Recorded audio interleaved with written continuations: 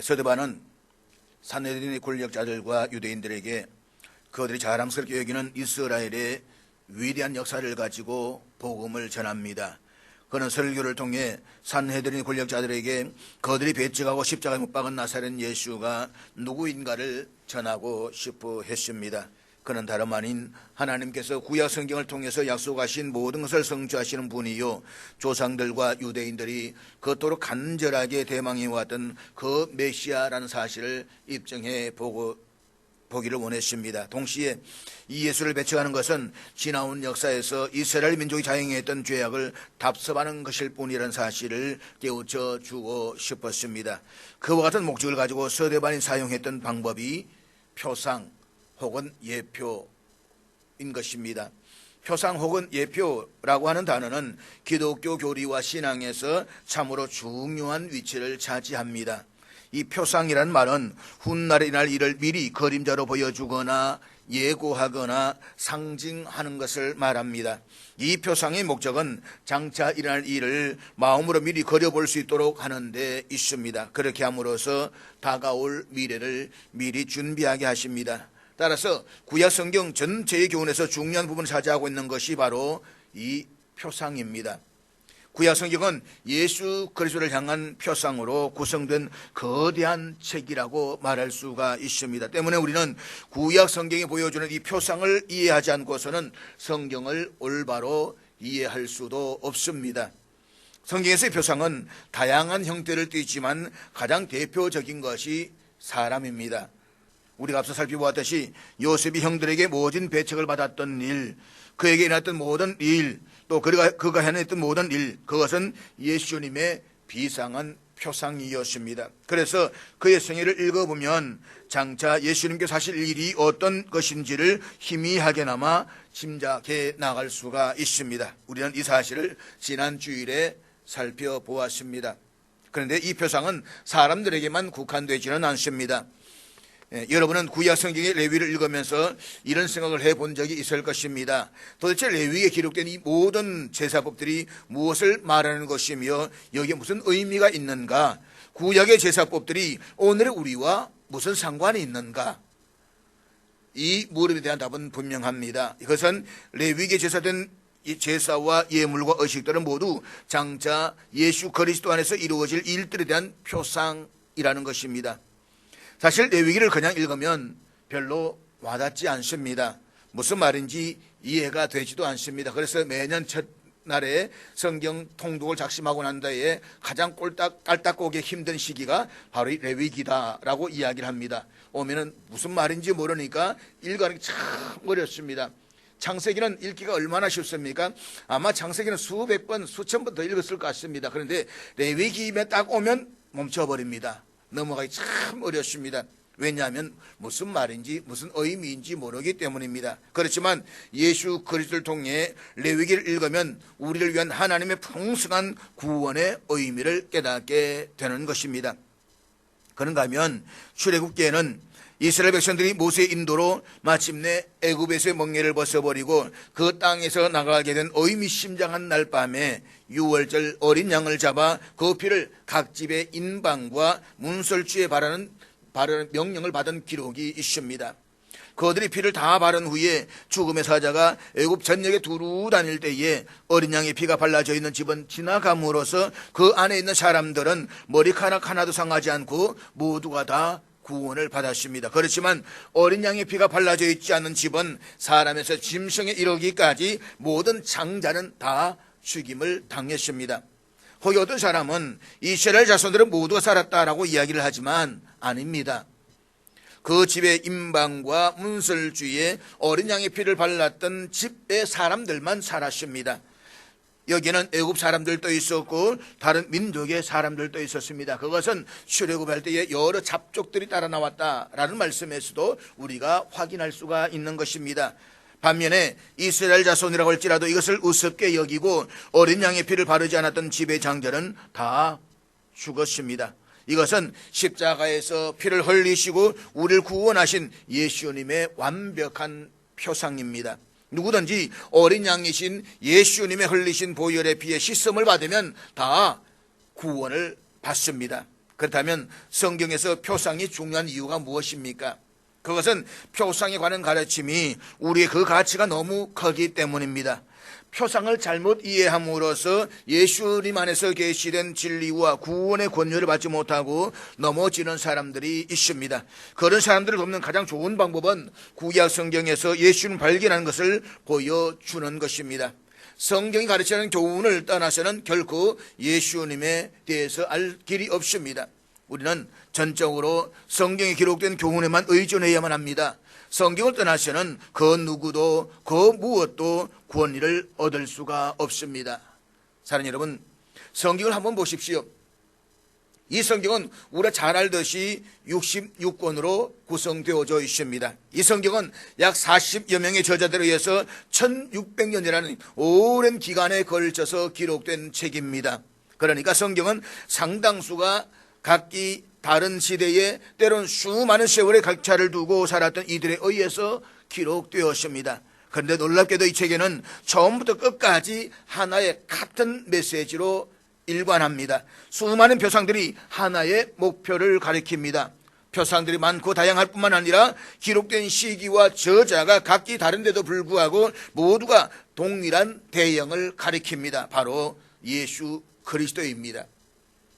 여러분은 성경에서 예수님을 정점으로 표상들이 어떻게 전개되는지, 그 표상들이 어떻게 조화를 이루며 한 지점을 가리키는지를 주의해서 한번 보시기를 바랍니다. 그러면 성경을 처음부터 끝까지 하나로 관통하는 거대한 메시지가 있음을 발견하게 될 것입니다. 성경을 하나로 관통하는 거대한 메시지가 있다는 사실은 성경은 그저 인간들이 기록한 평범한 책이 아니라 성령의 감동으로 기록된 하나님의 책이라는 사실을 뚜렷이 입증하고 있는 것입니다. 성령의 감동을 받지 않고서 장차 일어날 일들을 인간들이 어떻게 예언할 수가 있겠습니까?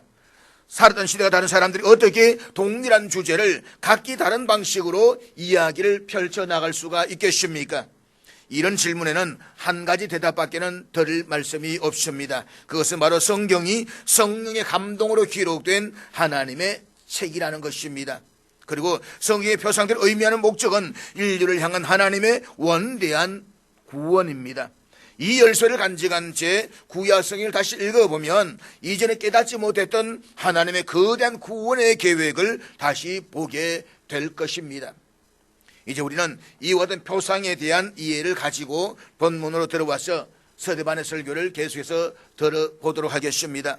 지금 서대반은 모세를 비롯했다는 이유로 산헤드린 공회원 앞에 서서 재판을 받고 있습니다. 그런데 서대반은 아브라함과 모세에 이어서 세 번째 인물로 바로 그 모세를 이야기합니다. 그것도 의도적으로 설교에서 가장 많은 부분을 차지합니다.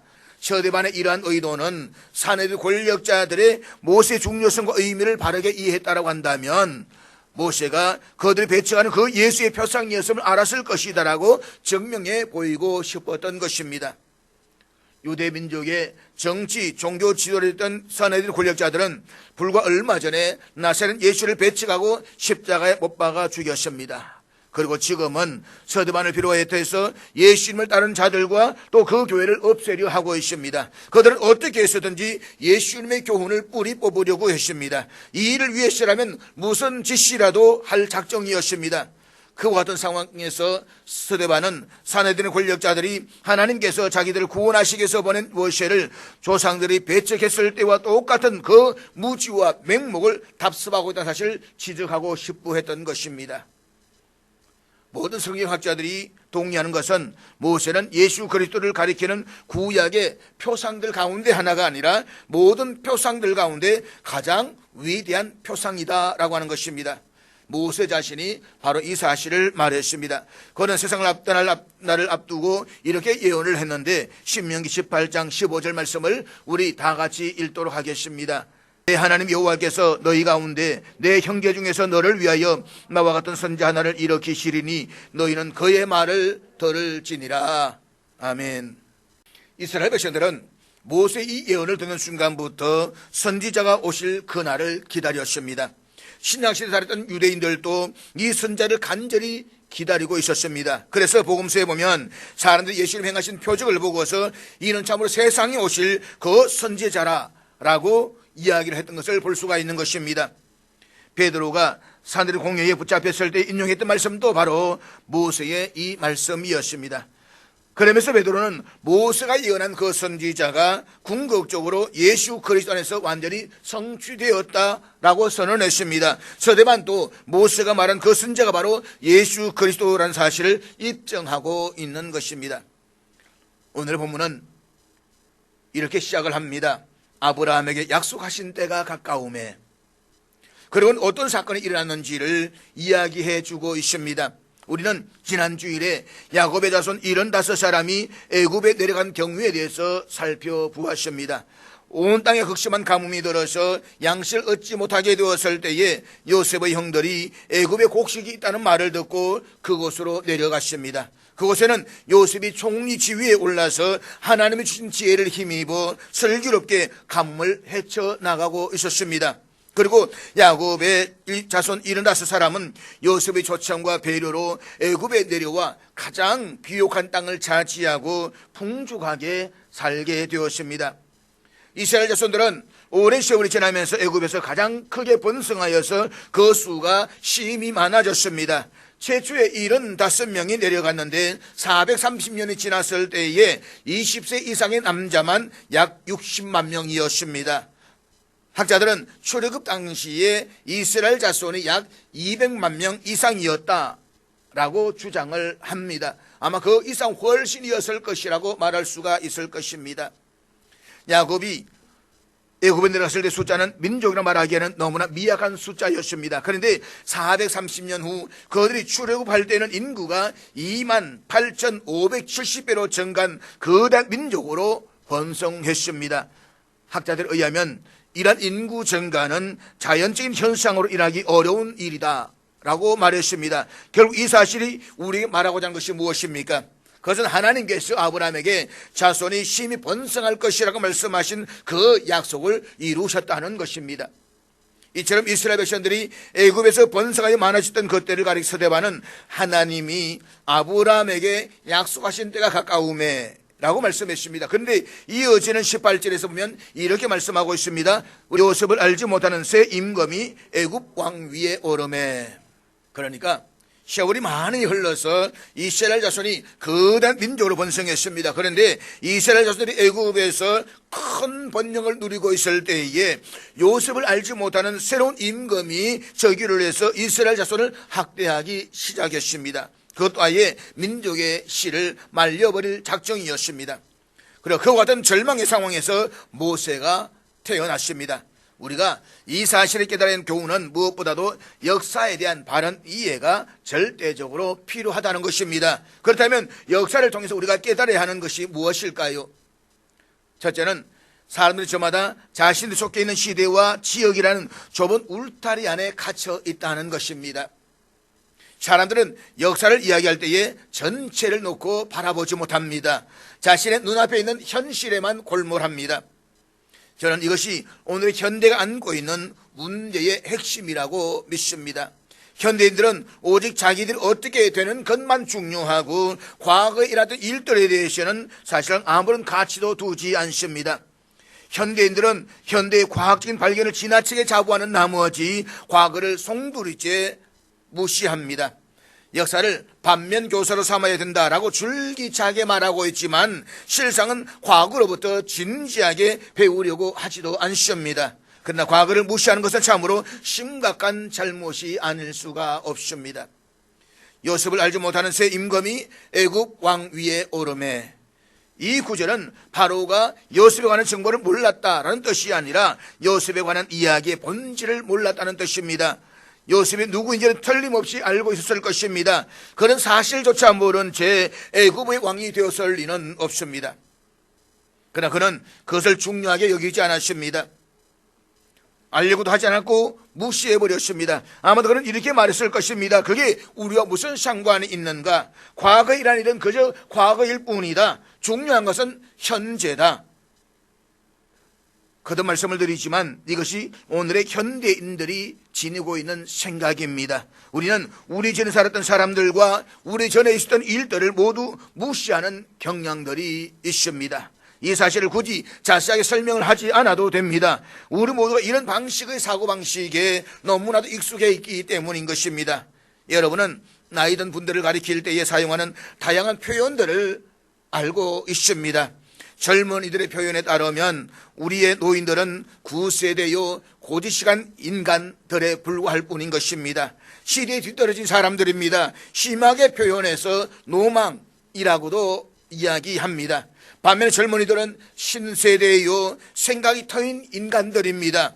이런 생각을 가진 현대인들은 자기 자신이 살고 있는 현재만 바라보고 있습니다.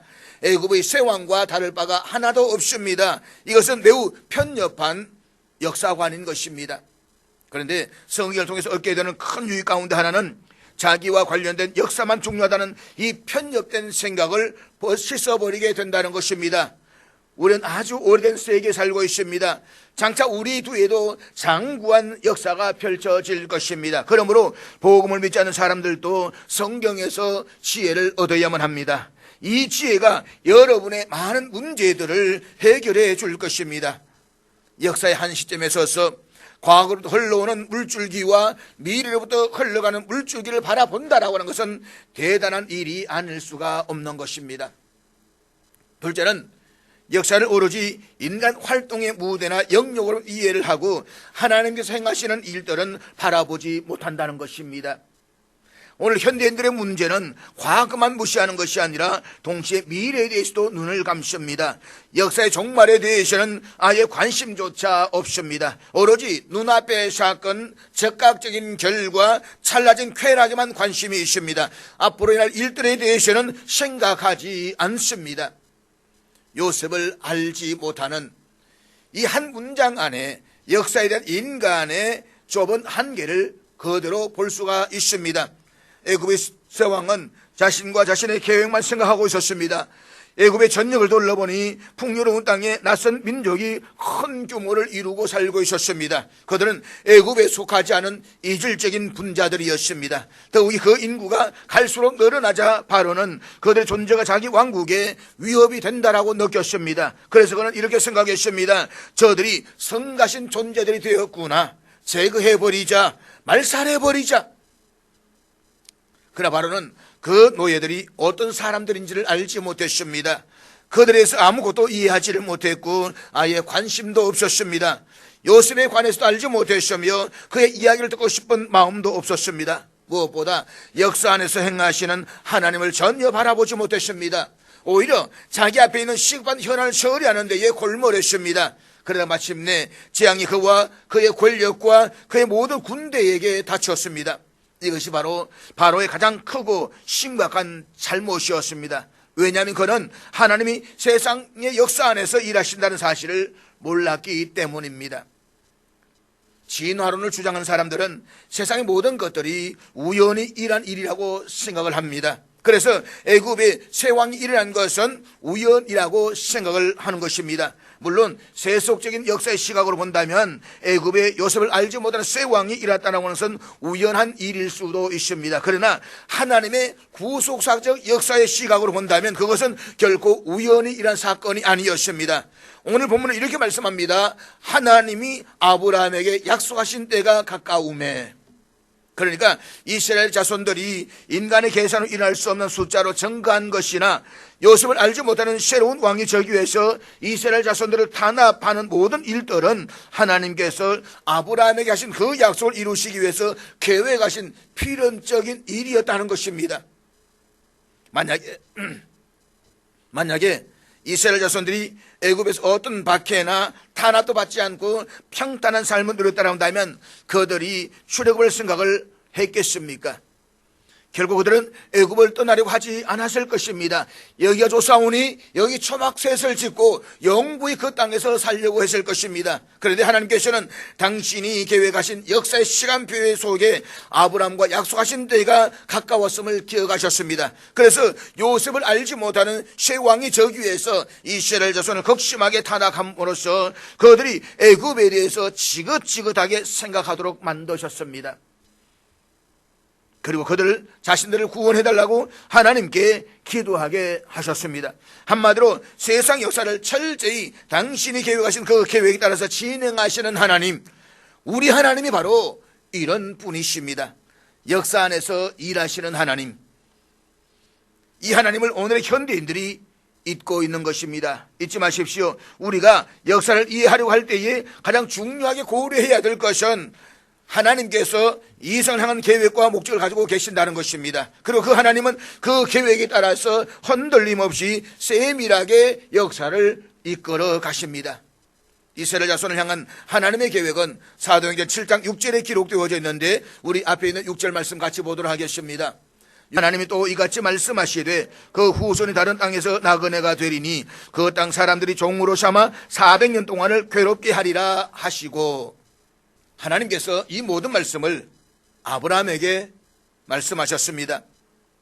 아브라함은 이삭의 아버지였고 이삭은 야곱의 아버지였으며 야곱은 애굽으로 내려간 족장들의 아버지였습니다. 그리고 그 족장들과 그의 자손들이 애굽에서 430년을 살았습니다. 그런데 우리가 깨달을 중요한 사실이 있습니다. 하나님께서 이런 앞날의 사건들을 430년 전에 아브라함에게 미리 모두 말씀하셨다는 것입니다.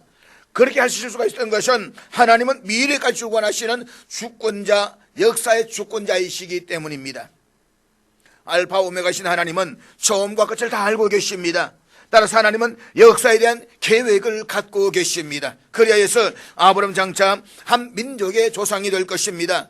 그의 자손들은 하늘의 별과 같이 많아질 것입니다. 그렇게 작정하신 분은 하나님이셨습니다. 그리고 그것은 온 인류를 구원하고자 하시는 하나님이 세우신 원대한 구속 계획의 일부였습니다. 세계는 이 방향으로 계속해서 진행될 것입니다. 그러나 복음의 메시지를 믿지 않는 사람들은 역사에서 인간의 행위밖에는 보지 못합니다. 그렇지만 역사를 좀 더 깊이 성찰하는 순간 역사에는 인간의 이성으로 설명할 수 없는 그 놀라운 다른 요인이 있음을 발견하게 될 것입니다. 그것은 하나님께서 인간의 역사에 개입하시고 역사를 지어 가신다는 것입니다. 이런 중요한 교훈이 아브라함과 야곱과 요셉 그리고 모세 이야기에 모두가 다 담겨져 있습니다. 약속하신 때가 가까움에 때가 정해졌습니다. 하나님은 어느 때에 무슨 일을 하실 것인지를 천지를 창조하시기 전에 미리 다 정해 놓으셨습니다. 그리고 정하신 때가 되자 한치의 오차도 없이 그 일을 이루시기 위해서 개입하셨습니다.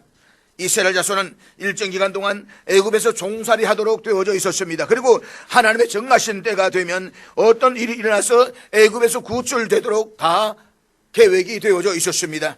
하나님은 그 모든 것을 아셨고 이 사실을 아브라함에게 미리 알려주셨습니다. 사랑하는 여러분, 우리가 분명하게 알아야 할 사실이 있습니다. 그것은 성경의 위대한 메시지는 하나님이 이 세상을 위한 계획과 목적을 갖고 계신다는 것입니다.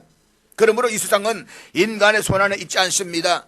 새로 즉위한 어리석은 애굽 왕은 앞날이 자신의 손안에 있다라고 생각을 했습니다. 그는 하나님의 백성을 이해하지를 못했습니다. 뿐만 아니라 이 성가신 작은 민족이 실제로 어떤 민족인지도 알지를 못했습니다. 그는 얼마든지 자신의 권력으로 하나님의 백성을 말살할 수 있다라고 생각을 했습니다. 하지만 그는 자신이 하려고 하는 일이 무엇인지 전혀 알지를 못했습니다. 하나님의 백성을 단순히 힘이 없는 보통 남자와 여자들로만 생각했습니다. 그들의 배후에 계시는 전능하신 하나님을 보지를 못했습니다. 그것이 그가 안고 있었던 문제였습니다. 그를 덮친 재앙은 전적으로 그가 하나님이 행하시는 이 역사를 제대로 이해하지 못했기 때문인 것입니다. 그러나 이것은 또한 오늘날 우리가 안고 있는 문제이기도 합니다. 오늘 현대인들은 가장 발달된 고대 기술을 바탕으로 인간이 하지 못할 일은 아무것도 없다라고 외치고 있습니다. 그런 동안 내내 하나님을 잊고 살며 우리 자신의 역사를 이해하지도 못합니다. 하나님이 계획하시고 이끌어가시는 거대한 구속의 역사를 알지도 못합니다. 그 결과 오늘 지구촌에는 수많은 타락과 범죄와 살인과 전쟁이 멈추지를 않습니다. 그런데 이러한 어두운 죄악의 현상들은 오늘만 있었던 것이 아닙니다. 시대와 상황은 달랐어도 타락과 범죄와 살인과 전쟁은 아담 이후로 끊이지 않고 계속되어져 왔습니다. 노아의 때에는 하나님께서 땅 위에 사람을 만드신 것을 후회하실 정도로 죄악이 땅에 가득 차고 넘쳤다라고 했습니다. 결국 하나님의 준엄한 심판을 받고 노아의 8식구를 제외한 모두가 다 멸망을 당했습니다. 그러면 정신을 차렸습니까? 그 후로 인간은 변한 것이 하나도 없었습니다. 바벨탑 사건과 또 소돔과 고모라와 같은 사건들이 이 사실을 여실히 우리에게 보여주고 있는 것입니다.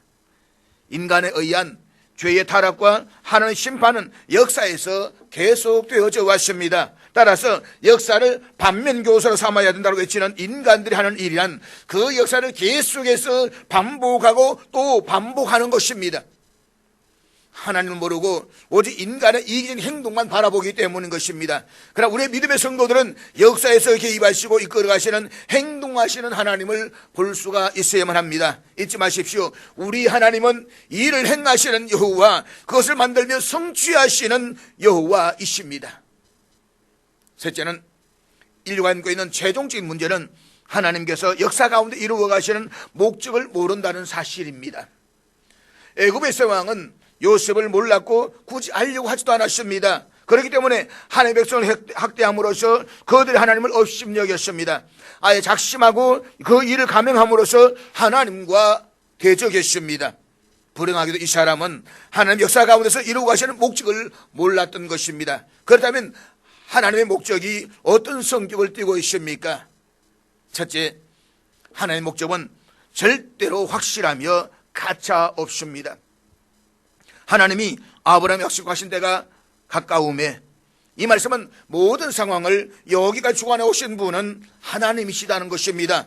하나님께서는 아브라함의 자손들인 야곱을 비롯한 75명을 애굽으로 이주시키셨습니다. 그리고 430년 동안 그들이 그 땅에서 번성하도록 축복하셨습니다. 그렇지만 때가 가까웠을 때에 하나님께서 요셉을 알지 못하는 왕을 세우시고 이스라엘 자손들을 애굽에서 이끌어내시기 위한 계획을 진행해 나가셨습니다.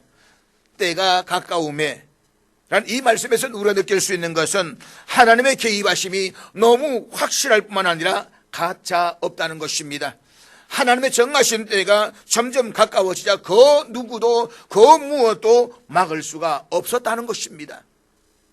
물론 롯의 사위들이 소돔과 고모라 멸망할 것이라는 이야기를 할 때에 농담으로 여겼던 것처럼 이 쌍은 항상 자신의 지혜와 이성으로 현실을 바라보면서 하나님의 때에 관한 이야기를 비웃고 멸시합니다. 그러나 성경을 읽어보십시오. 그러면 하나님 주관해 오시는 역사는 정해진 목적을 향해서 끊임없이 어김없이 움직이고 있다는 사실을 발견하게 될 것입니다. 하나님의 계획은 절대 확실하며 아무도 거역할 수가 없습니다. 하나님이 아브라함에게 약속하신 때가 가까움에 하나님이 친히 정해 놓으신 그 때가 다가오고 있었던 것입니다. 그러므로 현대의 피상적인 현상들에 현혹되어서는 안 됩니다. 사랑하는 여러분, 다른 것은 모르더라도 이것만은 꼭 기억하십시오. 여러분도 역시 하나님의 계획에 포함되어져 있다는 사실을 말입니다. 그리고 하나님의 목적이 하나씩 실현되어져 가고 있습니다. 여러분이 그것을 어찌할 수가 없습니다. 하나님이 정해주신 목적을 향해서 시간은 꾸준히 흘러가고 있는 것입니다. 그리고 그것은 너무나도 확실하며 가차 없이 진행될 것입니다. 둘째, 하나님의 목적은 자기 백성을 구원하고 복을 주시려는 데 있습니다. 노예로 전락한 이스라엘 자손이 애굽의 감독관들에게 채찍을 맞아가면서 밀집도 없이 벽돌을 만들어야만 했습니다. 그야말로 도와줄 사람도 없고 기댈 곳도 없고 어떤 소망도 없는 비참한 처지였습니다. 그러나 그들에게는 하나님이 계셨습니다. 그리고 때가 되었을 때 하나님께서 그들의 가운데 개입하셨습니다. 자기 백성들을 구원하고 복 주시려고 하나님께서 일어나셨습니다. 그들을 애굽에서 가나안으로 또 속박에서 자유로 신음하던 애굽의 땅에서 젖과 꿀이 흐르는 축복의 땅으로 인도해 내셨습니다. 성경은 이 모든 사실들을 한마디로 이렇게 기록하고 있습니다. 하나님이 아브라함에게 약속하신 때가 가까움에, 이것이 바로 복음이 제시하는 복입니다. 그런데 세상은 이 사실을 알지 못합니다. 애굽 왕과 조금도 다를 것이 없습니다. 그는 하나님이 이스라엘 백성들을 애굽에서 이끌어내셔서 아브라함이 약속하신 축복의 땅으로 들어가게 하시려고 계획하신 사실을 전혀 몰랐던 것입니다. 그럼 사랑하는 여러분, 우리가 그리스도로 사는 삶이 얼마나 복된 것인가를 잊지 마십시오. 우리에게는 지나왔던 세월 속에 몹시 후회되고 부끄러운 일들이 있었습니다. 그것은 우리들의 힘으로 어떻게 할 수가 없습니다. 죄가 책에 고스란히 적혀져 있습니다. 그러나 기억하십시오. 예수 그리스도를 믿으면 그 모든 것이 다 소멸된다는 것입니다. 하나님께서 여러분이 지은 모든 죄를 당신의 망각의 바다에 던져버리실 것입니다. 그래서 여러분이 알게 모르게 지었던 모든 죄를 기억하지 아니하실 것입니다. 여러분을 용서하시고 한없이 사랑해 주실 것입니다. 하나님께서는 여러분을 바라보시면서 이제 당신의 은혜로 아무 공로 없이 의로운 자가 되었다라고 선언해 주실 것입니다. 저와 여러분 받아야 할 형벌을 하나님의 아들이신 예수님이 친히 다 담당하셨기 때문입니다. 바로 이 일을 위해서 예수님께서 하늘 높은 보좌를 버리시고 이 땅에 오셨습니다. 그러므로 이제 이후로 여러분 앞에는 형언할 수 없는 놀라운 영광이 기다리고 있습니다. 그 영광이 임할 때에 여러분 하나님 앞에서 영원한 영광 가운데 영생 복락을 누리게 될 것입니다. 이것이 하나님의 계획과 목적입니다. 하나님의 백성, 하나님 속과에서 하나님을 믿는 사람들, 세상이 어떻게 돼야든 하나님의 이름으로 절구하는 사람들에게 그 복을 주실 것입니다. 이것이 바로 하나님의 역사 속에서 정하신 목적의 한 부분입니다. 이를 위해서 한 걸음씩 시간은 흘러가고 있는 것입니다. 그러나 또 다른 면이 있습니다. 그것은 하나님께서 원수들을 벌하시기로 작정해 두고 계신다는 사실입니다. 실제로 보면 종 삼는 나라를 내가 심판하리니 실제로 그 일이 일어났습니다. 이스라엘 백성들에게는 병거도 말도 무기도 없었습니다. 그들은 훈련되지 않은 오합지졸이었습니다. 그러나 하나님이 친히 그들을 인도하시고 계셨습니다. 바로가 마침내 군대를 이끌고 홍해까지 뒤쫓아왔습니다. 그런데 그때 갑자기 바다가 갈라지면서 이스라엘 백성들이 그 길을 육지와 같이 건너갔습니다. 바로와 그 군대도 뒤를 따라 건너왔지만 바다가 다시 합쳐지면서 그들을 다 삼켜버리고 괴멸시켰습니다. 하나님의 심판이었습니다. 약속하신 때가 가까우매, 이 말씀은 역사의 주관자이신 하나님께서 구속사의 시간표대로 일을 착실하게 행하신다는 사실을 우리에게 보여주고 있습니다. 그리고 이 사실이 우리를 가르쳐주는 교훈은 하나님께서 약속하신 그 때가 가까워질수록 세상은 더욱더 악해져 간다는 사실입니다. 달리 말하면 세상이 점점 더 악해져가는 현상들을 바라보게 될 때에 하나님이 약속하신 그 때가 가까워져 오고 있다는 사실을 우리가 잊지 말아야 되는 것입니다. 그리고 그때가 되면 자기 백성들에게는 한없는 복을 주시고 원수들에게는 영벌의 심판을 내리실 것입니다. 사랑하는 여러분, 역사가 우리에게 가르치는 교훈은 하나님께서 확실한 목적을 가지고 일하신다는 것입니다. 그러므로 역사를 크고 넓게 바라보십시오. 그러면 어렵지 않게 지극히 중요한 교훈을 얻게 될 것입니다. 무엇보다 우리 각자가 세상에 살아가게 될 때에 절대로 중요한 것이 있다고 한다면 그것은 하나님과 맺고 있는 이 관계입니다. 우리는 저마다 두 부류의 사람들 가운데 한쪽에 살고 있습니다. 하나님의 백성에 속해 있든지 아니면 요셉을 알지 못하는 애굽 왕의 백성에 속해 있든지 둘 중에 하나입니다. 중간지대란 없습니다. 하나님 편에 속해 있지 않으면 하나님을 대적하고 있는 것입니다. 그러므로 우리 역사에서 교훈을 얻어야만 합니다. 하나님을 무시하는 것은 스스로 재앙을 불러들이는 것입니다. 그렇다면 묻습니다. 여러분은 어느 편에 속해 있습니까? 모세도 두 갈래 큰 길에 선 적이 있었습니다. 애굽에서 부귀 영화를 누릴 수 있는 길이 한쪽에 나 있었고 하나님의 백성이 속하는 길이 다른 한쪽에 나 있었습니다. 그렇지만 모세는 머뭇거리지 않았습니다. 그는 도리어 하나님의 백성과 함께 고난받기를 잠시 죄악의 날을 누리는 것보다 더 좋아했다라고 했습니다. 그것이 전부입니다. 바로 같은 쇠왕은 잠시 승리를 거둔 하나 잠시일 뿐이고 끝은 영원한 파멸입니다.